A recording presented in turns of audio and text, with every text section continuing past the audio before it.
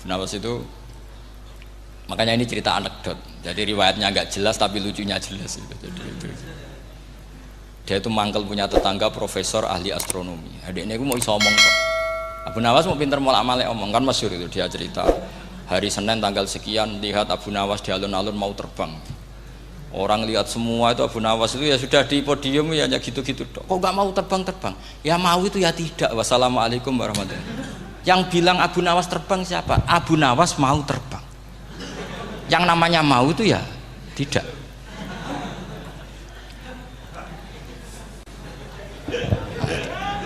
Pernah dia itu lomba sama Harun Ar-Rasyid. Siapa paling banyak pengunjung rumahnya di alun-alun? Harun Rasyid bikin khemah, dia bikin khemah. Tentu cerita ini bohong, yakini ini bohong. Makanya ini bohong tenang. Makanya ini anekdot, hanya guyonan. Harun Rasyid karena dia raja itu ada apel, ada makanan macam-macam. Ya tentu pengunjungnya banyak. Batas akhir itu penilaian jam 12 malam. Abu Nawas tenang, satu pun nggak ada pengunjung, nggak ada makanan, nggak ada apa. Pas jam 12 rumahnya dia, kemahnya dibakar. Orang ke dia semua. Tit menang dia karena jumlahnya. Bahkan Harun Rasyid itu datang ke kemahnya dia. Karena lombanya kan pengumpulan massa terbanyak tit jam 12. Harun Rasyid pikirannya santri ya guys, sugoi jajan nggak mesti teko, pikirannya gitu. Abu Nawas pikirannya beda, jenenge ana kebakaran pasti datang. Wis dihitung biaya khemah sama hadiahnya banyak hadiahnya. Yang ahli falak ini punya ilmu yang rasional, yang pinter sekali. Dia ilmuwan bahwa bumi itu bulat-bulat. Nah, saya lagi tren meyakini bumi flat niku ya kacau niku. Mau gara-gara penjelasan sing sepihak. Niku wong nganggur. Lah wong ilmuwan kok sentimennya perkara wedi dhuwit. Enggak boleh ilmuwan menyebut sentimen apa? Uang. Akhir bumi itu bulat-bulat. Jadi kalau Anda jalan ke timur terus nanti ke titik yang sama. Abu Nawas paham karena dia memang enggak ahli sains gitu. Suatu saat si profesor ini kemalingan, malingnya melayu ngetan. Terus minta tolong sama Abu Nawas, kejarlah maling itu. Kemana? Ke timur. Dia ngejar ke barat. Ditanya sama profesor, saya udah bilang larinya maling itu ke timur, kau kejar ke barat, nanti ketemu di titik yang sama. Jadi, akhirnya profesor yang ngerti, oh ngenyek tuh. Jadi, nah khawatir saya nanti kalau santri-santri tidak pinter ilmu, terus pilihannya ilmu kayak Abu Nawas, jalan pintas tadi. Karena belajar falak jelimet, belajar faraid apa? Jelimet, ada aul, ada roh, terus semua ada masalah yang ruwet-ruwet terus. Akhirnya mau olah bicara. Ini musibah innalillahi wa inna ilaihi raji'un. Itu tidak boleh. Quran tidak mengajarkan itu. Quran tetap mengajarkan ilmu meskipun ada nilai seninya. Ya tadi nilai seni tadi misalnya Allah mencontohkan daraba wa masalah rajulan fihi syuraka. Terus kedua uniknya Quran itu begini. Setelah dipikir itu nyata-nyata lebih detail. Misalnya begini. Ketika Allah mencontohkan ba'udah itu nyamuk. Itu orang-orang kafir itu bilang gini, "Ya Muhammad, Tuhan Anda kehilangan stok ilmiah. Sehingga contoh itu enggak yang dahsyat tapi sekedar nyamuk. Wong nyamuk kok digawe contoh. Ya contoh itu dinosaurus, tak jerapah, tak apalah yang keren itu. Mosok contoh apa? Nyamuk. Terus Allah menjelaskan innallaha la yastahyi ayyadriba apa? Masalam ma. Contoh apa saja? Apa saja itu ditafsiri ba'udatan fama fawqaha. Entah itu nyamuk, fama fawqaha atau yang di atasnya nyamuk. Maksudnya di atasnya itu fil killah atau fisighor atau yang di atas nyamuk. Yang lebih kecil ketimbang nyamuk. Sekarang saya contohkan kata Rasulullah, contoh yang kecil saja. Enggak usah bikin nyawa, enggak usah, itu terlalu mustahil. Seorang pemahat patung, terus kamu pesen, "Pak, aku gaekno patung gajah." Mesti muni sanggup. Tak muni, "Pak, gaekno patung gajah, ukurannya ya semestinya gajah." Oke. Tapi, "Pak, aku gaekno patung nyamuk, ukurannya ya sak nyamuk." Kira-kira sanggup apa enggak? Artinya ketika Allah gawe nyamuk itu lebih sulit ketimbang gawe gajah apa lebih mudah? Lebih sulit. Karena nyamuk yang sudah kecil, dia punya alat kelamin terus seberapa juga? Alat kelaminnya juga tetap harus ada lubangnya terus seberapa juga? Temen saya malah ada yang cangkem elek bilang gini, lalu ya punya kuman, kumannya seberapa?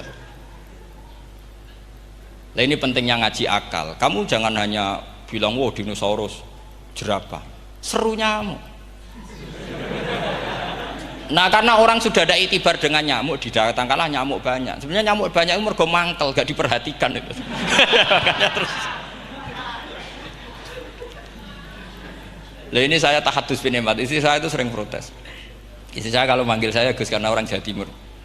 Itu sama-sama jagongan itu, saya itu tidak pati sering digigit, namun ya digigit tidak sesering sampean, itu jelas. Terus saya tanya, Gus punya doa apa, kenapa tidak pati begitu digigit nyamuk? Saya bilang, karena saya sudah tahu hikmahnya nyamuk. Jadi harusnya dia sudah tidak nyerang saya, kata saya itu. Makanya ini ijazah, agak mandi salah sampean gitu. Karena tadi logika yang terbangun gitu. Kalau Allah bikin gajah, melubangi belalai gajah itu masih masuk akal. Bahkan saat kita bikin patung masih bisa. Tapi kata tadi nyamuk itu sudah kecil, harus punya usus, harus punya alat kelamin, harus punya telur. Telurnya juga detail lagi. Ini disebut innallaha la yastahyi ayyadriba mathalam ba'udah. Sehingga ba'udah di mata ahli tafsir, di mata ulama ini contoh yang luar biasa. Tapi di mata orang-orang yang nggak seneng mikir, kok terima nyamuk itu. Makanya saya minta kangkang di sini bisa makan itu harus syukur. Makan itu luar biasa. Saya tuh sering nyontohkan di Jogja ini. Saya punya temen sakit, kalau nggak ada obat dari Belanda itu mati. Kalau ini nggak dapat obat bagus dari Belanda atau dari Jerman itu meninggal. Berapa bulan lagi matinya? 3 bulan. Kalau nggak sampai dapat obat mati 3 bulan. Oh masih mandi obat yang di Jogja, apa itu makan atau minum? Kalau orang tidak minum, tidak sampai 3 bulan sudah mati. Boy orang itu mikir seperti itu. Tapi kita ini kalau obat dari Jerman, dari Belanda itu hebat. Kalau enggak kita mati sebulan lagi, 3 bulan lagi. Allah bikin obat pada kita tiap hari, yaitu kita bisa makan, bisa minum. Itu kalau sekali nggak makan 5 hari bisa mati sama. Tapi kita karena ngakan itu hal yang biasa, nak duit iso utang, terus dianggap biasa. Ini kalau ulama masalah besar. Punya otak seburuk itu masalah besar bagi ulama. Sehingga Allah tidak malu ketika ngendikan kulu wasrobu, tidak malu karena makan ini urgen, sangat penting. Dan Allah tidak malu meskipun Quran itu temanya kelas tinggi, biasa Allah mengatakan jong kowe kulu min thayyibati maruzaqnakum, kamu makanlah. Karena minum obat itu kebutuhan kita ketika sakit. Tapi kalau makan adalah kebutuhan kita sihatan wasukman, saat sakit maupun saat sehat. Nah, kalau Anda dengan kualitas ini, ketika Allah membicarakan makanan itu Anda akan respect sama Allah karena memang ini urgen betul. Tapi kalau Anda cara berpikir gini, hanya cari horo ibal ilmu yang aneh, yang seru, kamu baca ayat itu akan menjadi biasa-biasa saja. Dan itu masalah bagi mahabbah Anda pada Al-Quranul Karim. Ya saya kira demikian. Terus saya pikir tidak etisnya kan ini Jumat nanti. Sing biasa itikaf nanti terganggu. Nanti saya ada ke problem. Ya kalau ada tanya jawab ya saya mohon tadi ya, karena ini zaman akhir saya memang butuh sekali. Kenapa saya mau datang? 1, hormat Kiai Hanan. 2, saya memang ingin banyak mufassir lagi, jangan hanya lewat baca terjemah kemudian merasa menjadi ahli apa Quran atau ahli tafsir. Itu musibah besar itu masalah besar itu. Ya pokoknya saya mohon lah ya setidaknya gitu. Misalnya orang kafir, kamu cari saja orang kafir, ternyata ada yang harbi, ada yang dhimmi, ada yang mu'ahad, ada yang mustakman. Lalu dalam tarikh ada kafir Yahudi, kafir Nasrani, kafir ahli kitab. Kalau di fikih ada kafir yang lahum kitabun, ada yang tidak lahum kitabun. Kalau yang lahum kitabun disebut ini kitabiah kholiso, yang tidak itu kan beda-beda di fikih, boleh nikahnya ndak, khilu dhabihatihim atau tidak, itu kan detail sekali. Makanya saya mohon ini latihan detail. Oke, sampean tetap ngaji, sering khatam itu bagus karena mengumpulkan semua ilmu. Tapi sampean harus menganalisis secara apa? Saya dulu ngaji Mbah Mun Muslim ya kilatan. Tapi saya ngapalkan sama Gus Ibab. Gus Ibab putrane Mbah Mun, dulu muridnya Sayyid Muhammad. Saya itu tak pelajari lagi di rumah. Tak analisis lagi setelah besar sampai sekarang karena ya itu beda. Kita selalu Rabbi zidni apa? Ilma. Misalnya begini contoh ya, contoh. Kita mungkin tahu maknanya ayat tertentu itu begini. Misalnya begini. Faqula lahu qawlan layyina la'allahu yatadzakkaru aw yakhsha. Musa dan Harun, jika kamu datang ke Fir'aun, maka kalau ngomong, kalau dakwah itu kaulal layinan, dengan dakwah yang halus. Nggih, kaulal layinan. Ini bagi yang ekstremis harus baca dialek ini. Ini kisah nyata yang diceritakan Habib Zain bin Semit ketika ngarang Al-Manhajus Sawi. Juga diulang-ulang di beberapa kitab. Suatu saat ada ustadz, corong Jawa Kemelinti, datang ke Harun Ar-Rasyid. Harun Ar-Rasyid ini Banil Abbas, termasuk zuriyahnya Abdullah bin Abbas. Karena Harun Ar-Rasyid sebagai khalifah tentu salahnya banyak, namanya pejabat pasti salahnya banyak. Meskipun kebaikannya juga banyak, tapi salahnya juga banyak. Kalau kita kan tidak pejabat, salahnya tidak banyak, tapi prestasinya juga tidak banyak. Ya kan, misalnya ada tamu Raja Salman, katanya hormat tamu wajib, kamu kan tidak bisa hormat. Karena dia juga tidak mau dihormati kita kan. Nah terus si ustadz tadi datang begini, saya itu masih hafal teksnya, ya Amirul Mukminin, inni nasihun lak, famusyaddidun alaika, fala tajidanna ala nafsika, fi nafsika aliyya syai'an.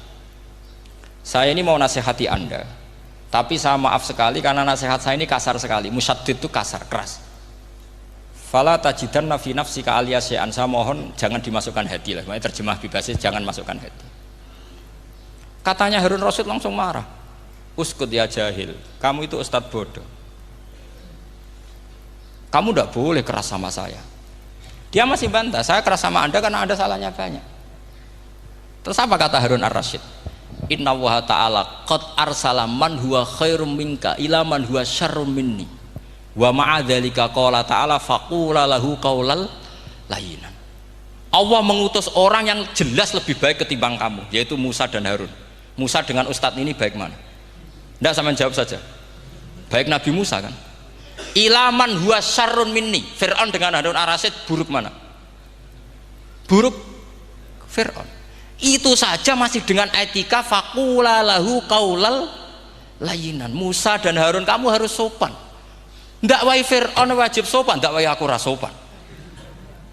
Lah ini sudah iktibar dari terjemah netral atau terjemah yang datar bahwa Allah ngutus Musa dan Harun ke Fir'aun dan Musa dan Harun diharuskan kaulal layinan. Tapi menjadi energi mafhum yang luar biasa. Nak dakwai Fir'aun wae kaulan layinan, apa maneh dakwai podo-podo mukmin.